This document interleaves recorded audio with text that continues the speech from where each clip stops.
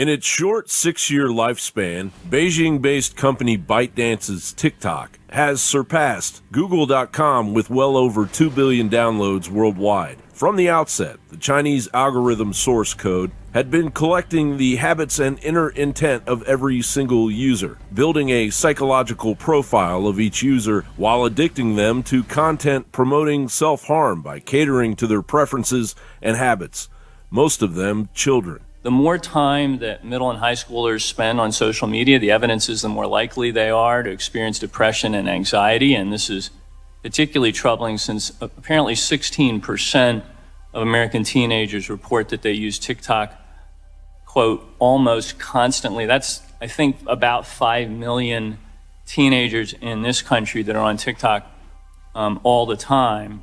Lurking under the surface of the seemingly most bipartisan committee in Congress addressing the TikTok distraction lies communist-level legislation like the Restrict Act, for example, which authorizes the Secretary of Commerce to review and prohibit certain transactions between persons in the U.S. and foreign adversaries investigating tech products and services that could pose national security risks. The Restrict bill would allow any software, hardware, or any other product or service integral to the telecommunications products and services with over 1 million users to now be at the government's disposal to review, prosecute, and take possession of, including your home security system. The federal government could review all of your personal information without notification, banning any game, application, or anything they deem fit if it poses a risk. Those prosecuted under this legislation would find themselves facing up to 20 years in prison and or up to $1 million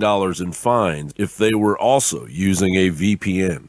This would be the final death knell to free speech on the internet.